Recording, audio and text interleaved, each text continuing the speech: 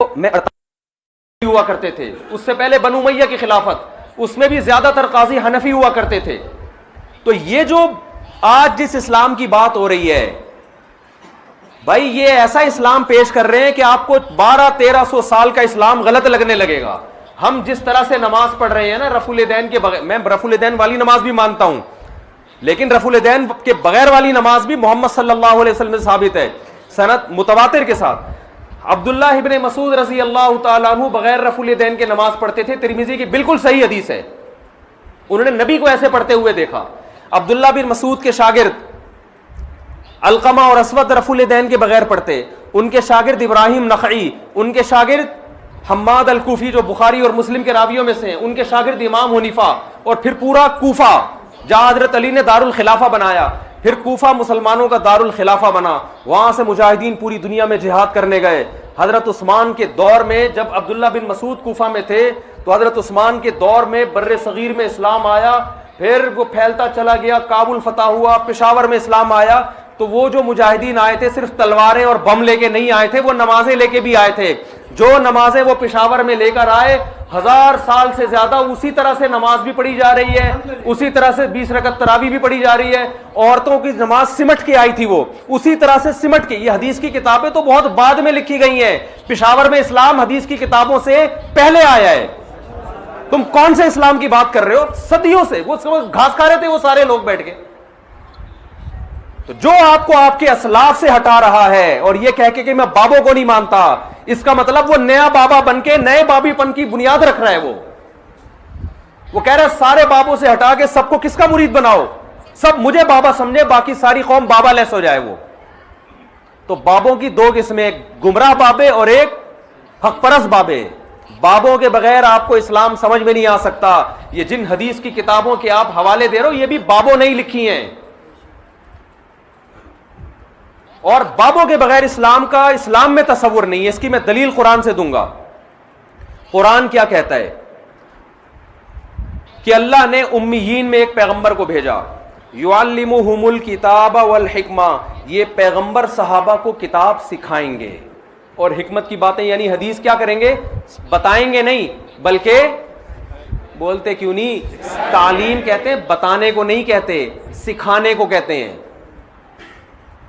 نبی نے قرآن پیش نہیں کیا، یعرض علیہم الکتاب والحکمہ ہوتا پھر قرآن کہ یہ نبی ان کے سامنے قرآن اور حدیث پیش کر دیں گے. نہ نہ نہ، بلکہ کیا کریں گے، بولتے کیوں نہیں بھائی، سکھائیں گے.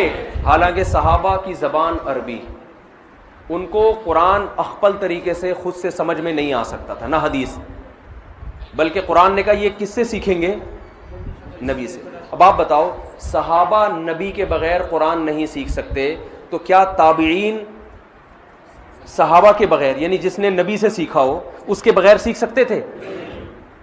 تو تابعین کے بابے کون تھے؟ صحابہ. تابعین میں بڑا مقام ان کا ہوتا ہے جن کا تعلق بڑے صحابہ سے تھا. حالانکہ قرآن تو سب جانتے تھے، عربی تھی ان کی زبان بھائی، حدیث تو سب جانتے تھے، لیکن تابعین میں جب آپ اسماء الرجال کی کتابوں میں بحث کرتے ہو کس تابعی کا مقام بڑا ہے، تو جس کا بڑے صحابی سے تعلق اس کا مقام بڑا، اور جس نے بڑے صحابی کے ساتھ زیادہ وقت گزارا اس کا مقام اور زیادہ بڑا. تو تابعین نے صحابہ کو بابا بنایا ہے. علقمہ اور اسود نے عبداللہ بن مسعود کو بابا بنایا، اکرمہ نے حضرت عباس کو عبداللہ بن عباس کو بابا بنایا ہے، نافع اور سالم نے عبداللہ بن عمر کو بابا بنایا ہے. اس کے بعد تابعین پھر تبع تابعین کے ڈائریکٹ قرآن و سنت سمجھ سکتے تھے؟ آپ اسماء الرجال کی کتابوں میں جاؤ نا، کسی تبع تابعی کا نام لکھ کے تحقیق کرو تو بتائیں گے انہوں نے کن کن سے علم حاصل کیا، کن کن سے قرآن و سنت کو سمجھا ہے. سمجھتے ہو بات کو؟ آپ جاہل بابوں کی مثالیں پیش کر کے لوگوں کو بابا لیس اگر بنا رہے ہو، اس کا مطلب آپ لوگوں کو قرآن و سنت کھلواڑ بنا رہے ہو. قرآن جس کے جو سمجھ میں آئے وہ قرآن و سنت کی تشریح شروع کر دے. آگے پھر تبع تابعین ہے، پھر ان کا سلسلہ.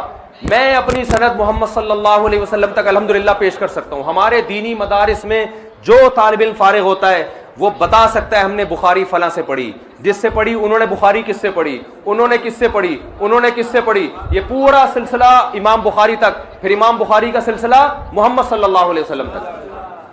یہ سارے بابے ہیں. جو ان بابوں سے ہٹ کے ہمیں دین پیش کرے گا تو میرے بھائی وہ اس کا اپنا اسلام ہوگا, اس کو اٹھا کے آپ دیوار پہ مار دو, پھینک دو آپ. امام ابو حنیفہ کو ہم کیوں فالو کرتے ہیں؟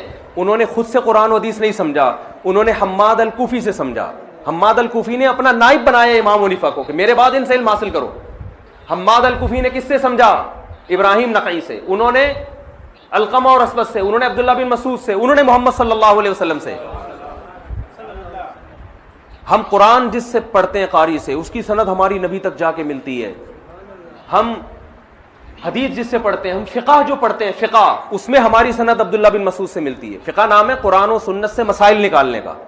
میں نے جس استاد سے فقہ پڑھا ہے میں ان کی سند پیش کر سکتا ہوں. انہوں نے کس سے پڑھا؟ یہ سلسلہ جا کے ابو حنیفہ تک جائے گا, وہاں سے جائے گا عبداللہ بن مسعود تک, اور پھر کہاں تک؟ محمد صلی اللہ علیہ وسلم.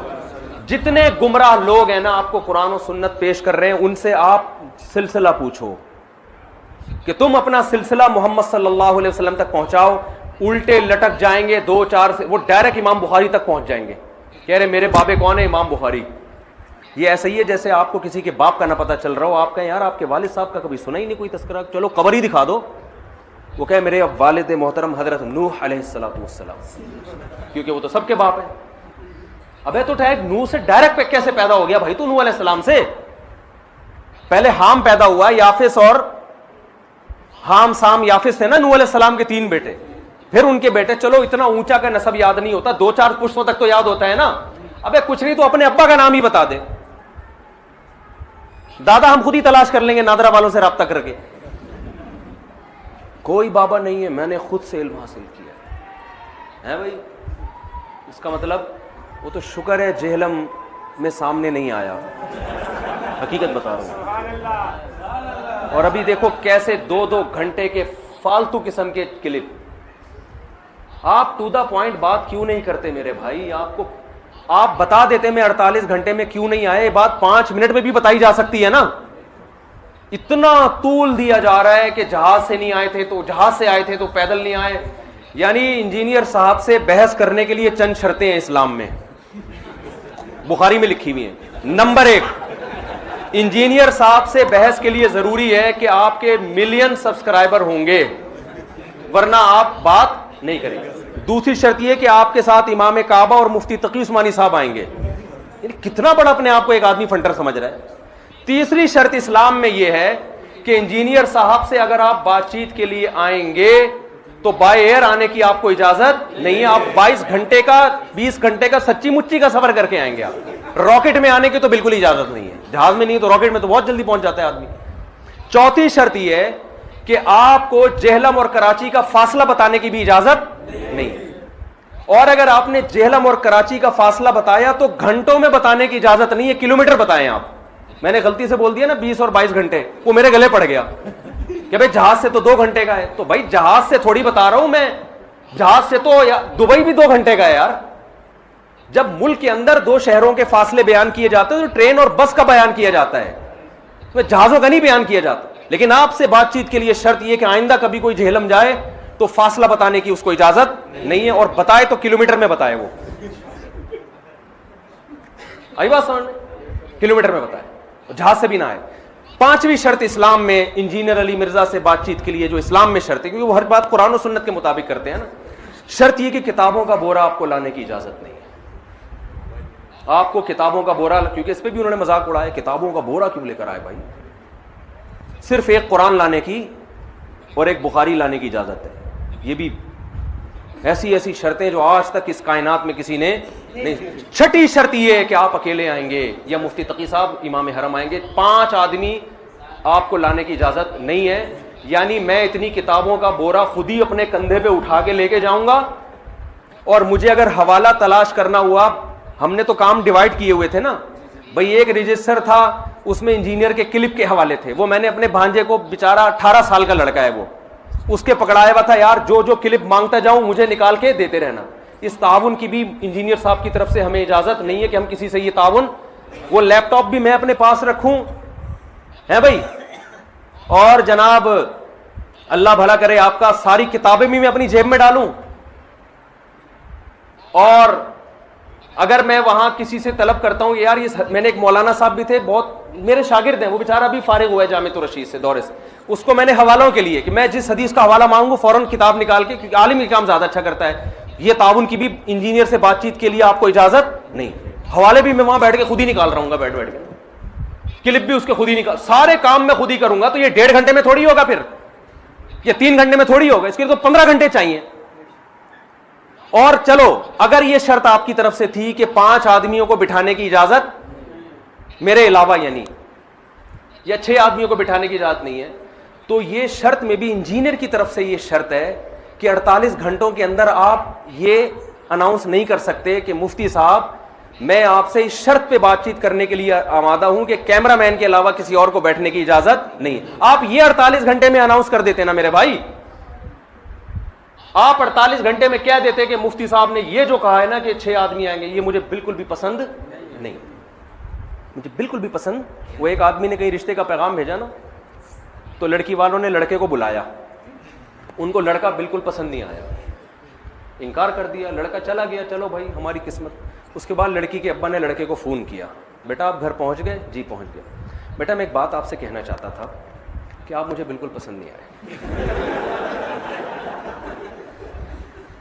لڑکے نے کہا ٹھیک ہے انکل کوئی بات نہیں، تو یہ فون کرنے کی کیا ضرورت تھی، وہ تو آپ نے وہیں بتا دیا تھا کہ یہ رشتہ نامنظور ہے۔ تو وہ لڑکی کا باپ کہتا ہے دیکھیں نامنظور تو ہے لیکن اس کی وجہ میں نے نہیں آپ کو بتائی تھی، نامنظور تو ہے، وجہ یہ کہ مجھے بالکل پسند نہیں آیا۔ تو اس نے کہا انکل چلے کوئی بات نہیں، کہہ رہے یہ ذرا میری وائف سے بھی بات کریں۔ تو وائف نے اٹھایا، بیٹا آپ ہمارے گھر آئے تھے نا، مجھے بھی آپ بالکل پسند نہیں آئے، مجھے بھی آپ بالکل پسند۔ پورے خاندان سے اس کی بات کرائی، وہ بیچارہ گالیاں دینے پر آ گیا، یار بھائی نہیں پسند آیا تو فون بند کرو یار۔ تو انجینئر صاحب کو اگر یہ بالکل بھی پسند نہیں تھا کہ میرے ساتھ کیمرہ مین کے علاوہ کوئی اور آدمی آئے، تو ابے بھائی میں نے 48 گھنٹے کا آپ کو ٹائم دیا تھا، آپ 48 آورز میں اتنا سا کلپ ریکارڈ کروا دیتے کہ مفتی صاحب مجھے یہ بالکل پسند نہیں ہے کہ کتابیں اٹھانے کے لیے بھی کوئی آپ کے ساتھ۔ تو آپ کو کیا جا رہا تھا بھائی؟ 48 آورز کا تو ہم نے یہ ٹائم تھوڑی دیا تھا کہ آپ بات کریں، ریپلائی کریں پازیٹیو کہ آپ آمادہ ہیں، وہ شرطیں تو ہوتی رہیں گی طے بیٹھ کے۔